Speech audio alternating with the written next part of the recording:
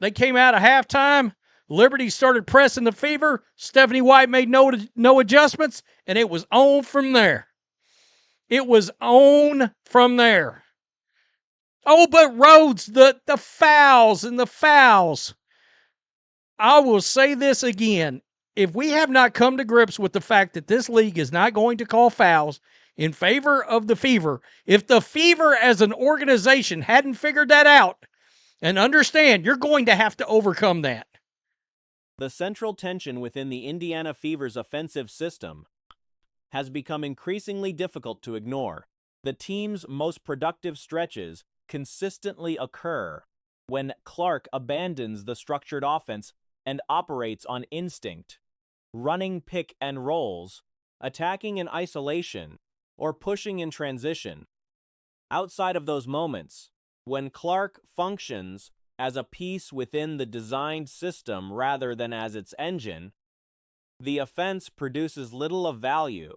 The question being raised is whether a coaching philosophy that only works when its best player ignores it is sustainable.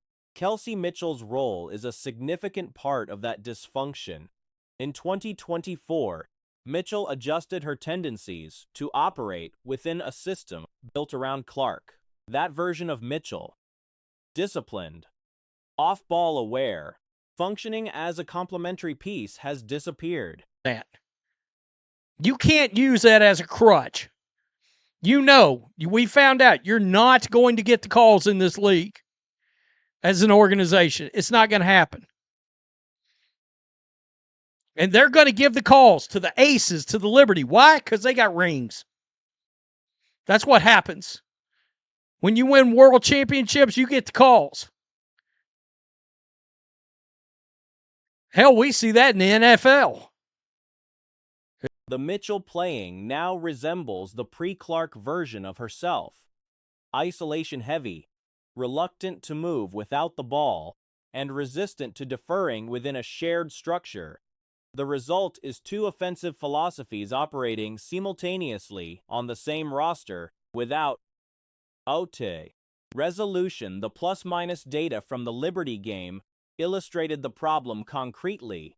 Clark finished +3 across 35 minutes. Mitchell finished -8 across 33. The implication is that Clark's minutes without Mitchell were substantially positive, meaning the drag on the lineup was concentrated in the time both players shared the floor without their roles being defined clearly enough to prevent conflict. If you're a veteran quarterback and they brush you too hard and you want some rings, shit, it's roughing the passer, and it may be nothing to passer, but they'll call that. Let's start here. Let's just go all the way to the fourth quarter. Liberty turned on the heat. It was over. 29 points in the fourth quarter. Indiana Fever conjured up. The substitution pattern in the second half of the Liberty game made the problem visible in real time. Indiana built a 12-point lead with Clark on the floor. She was substituted out. When she returned, the lead had shrunk to 3. The team extended it to 5. Clark came off again. Up 18 points. I mean, Breonna Stewart took this game over. Yeah, she shot a lot of free throws. I mean, when do we expect her not to? She's going to. And guys, by the way, if the Fever would have won, I would have said, well, Sabrina Ionescu didn't play. What the hell would this game have looked like if Ionescu was out there dropping? By the time she returned, Indiana had fallen behind by 2 during one 4-minute stretch without Clark. Indiana was outscored 18-3 by New York. When she re-entered, ball movement stalled because Mitchell had assumed primary handler responsibilities and was not relinquishing them. Clark spent the final minutes of the game largely without touches. Aside from one drive that ended in a block, the shot quality argument runs parallel to the substitution issue. The Stephanie White offense, as currently structured, generates very few clean catch-and-shoot opportunities. Out there dropping 24 on the Fever's asses tonight. 30 points, Brianna Stewart. Satu Sabali, 5 of 11, 13 points. Guys, if Mo Billings hadn't showed up in the manner that she did in the first half, Jesus. And you knew that wasn't going to last. 6 of 7 from the field, 15 points. Open looks from the perimeter are rare. Indiana is playing a style built around forcing outcomes through physicality and defensive attrition, rather than creating spacing advantages offensively. That approach can work for a particular type of roster. It does not work for a roster whose primary offensive weapon requires space, ball movement, and ball handler authority to function at the level she is capable of. The 2025 playoff run has also been revisited in this context. 5-0-0 team, with the argument being that the team advanced not because of genuine quality, but because opponents made critical errors at decisive moments. Going to last. 6 of 7 from the field, 15 points, 8 rebounds. I had Caitlin Clark actually at one point. I said, ooh, in the chat, we're on triple-double watch. Literally 10 seconds later, boom, called for a foul. I said, never mind, we're off triple-double watch. Pulled her out of the game.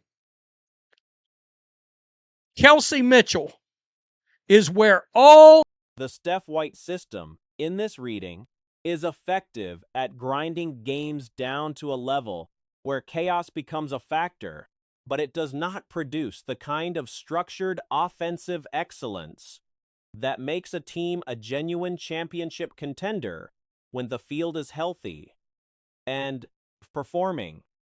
The roster construction question extends this further. If the goal is to maximize Clark's impact, the personnel and system decisions surrounding her have consistently moved in the opposite direction. A floor spacing 4 who could open driving lanes for Clark's pick and roll has not been prioritized. Natasha Cloud, a ball handler whose style would complement rather than compete with Clark's, was available and not pursued. The players currently around Clark either compete with her for ball handling responsibilities or lack the spatial awareness to function in the open court game she is best suited for. Kelsey Mitchell is where all basketballs go to die. Dribble, dribble, dribble. Dribble, dribble, dribble. By God, you're going to shoot that ball regardless of if 3 sons of bitches are on you. If 3 MFers are on you, Kelsey Mitchell's still putting up that damn shot. Don't pass that ball out now. Don't do it.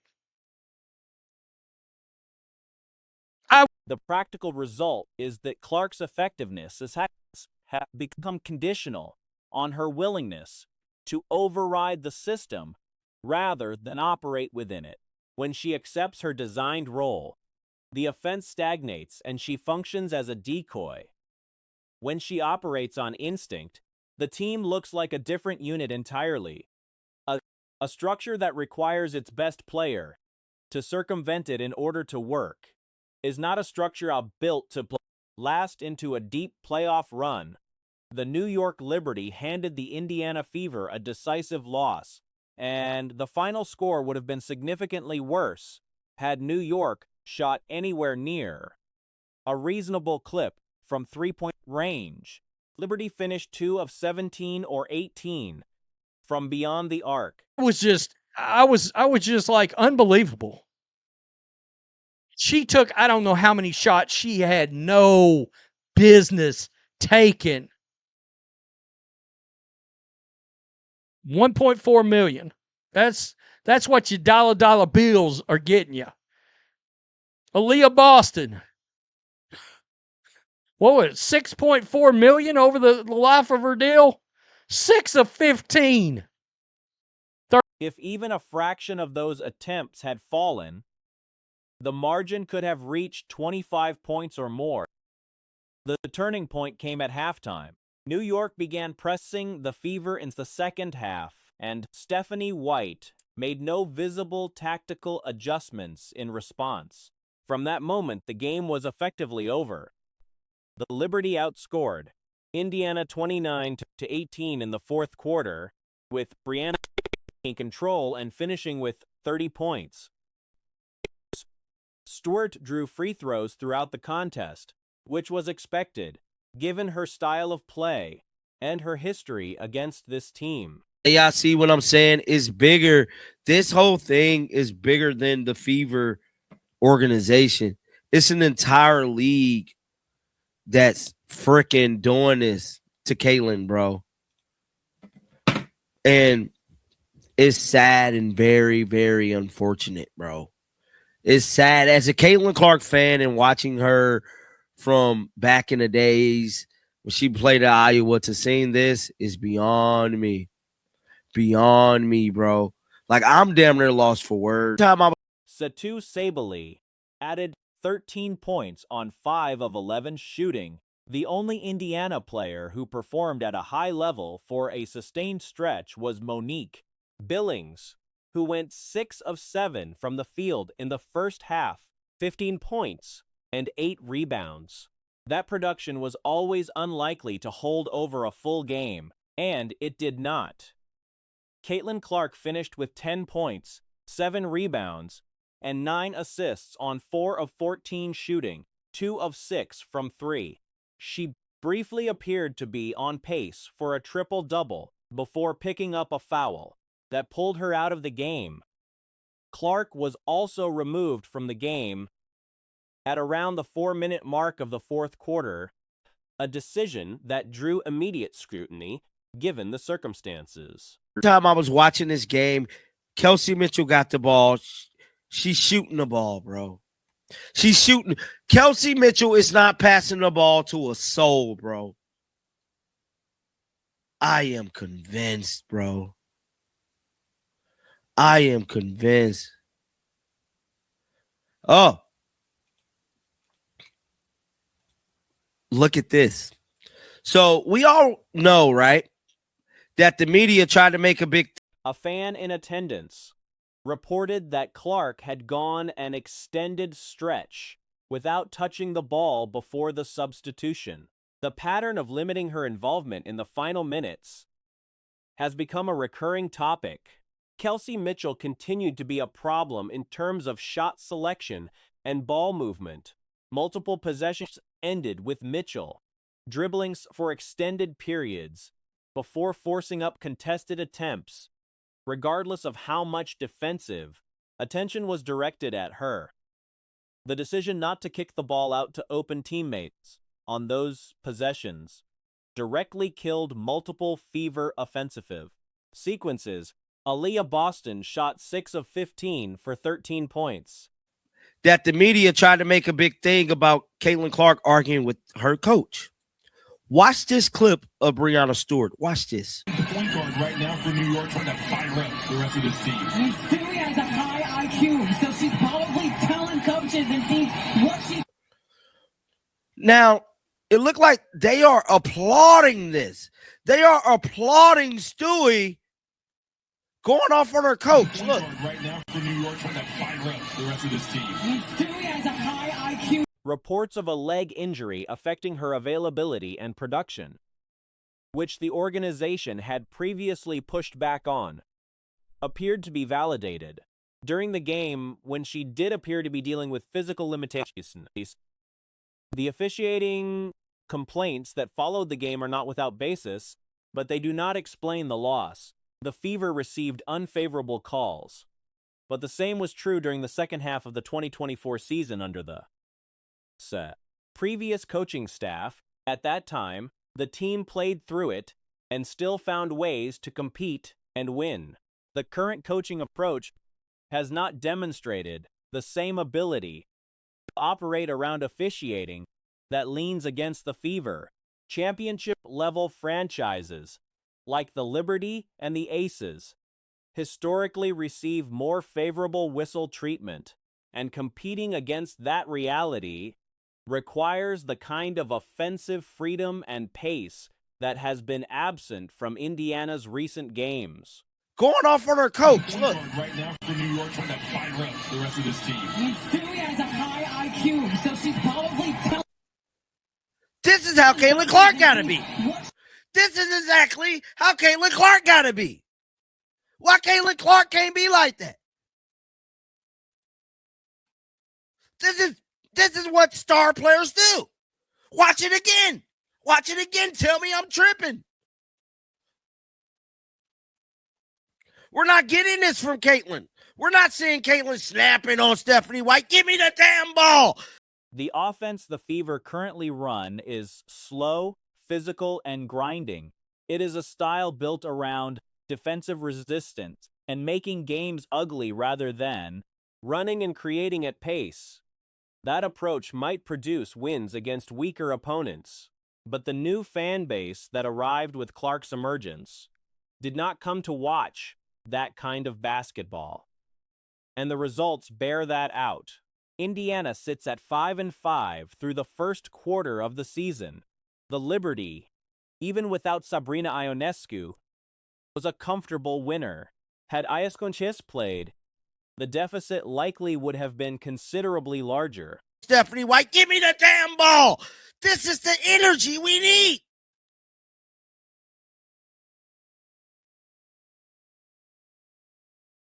Like, come on, man. Look at Stewie going off. Somebody said, left. John thinks it's toxic when CC does it, though. Exactly. It's toxic when CC yell at the coach. But you can see who's clearly the aggressor in this situation. This is Breanna Stewart telling the coach, get over there and coach. This is her telling the coach this. Somebody said she is part of the Pride crew. Oh, man, that's so jacked up. Caitlin cost y'all this one. Caitlin wasn't even in the game at the end, bro. We was winning the game until Caitlin Clark took it out the game, bro.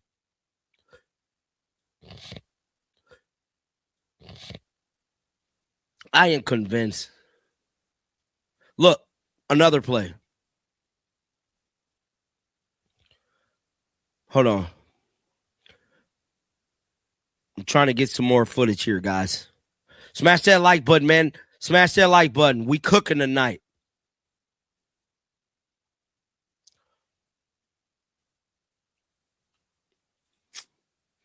We is definitely cooking tonight.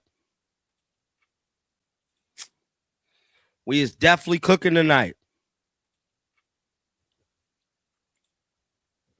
Kelsey Mitchell pulls up. No, I don't even want to hear about Kelsey Mitchell. But look at how much they're hyping up Kelsey Mitchell. Hold on, where's that? Now, congratulations to Aaliyah Boston for moving into third place for rebounds in franchise history. Shout out to her.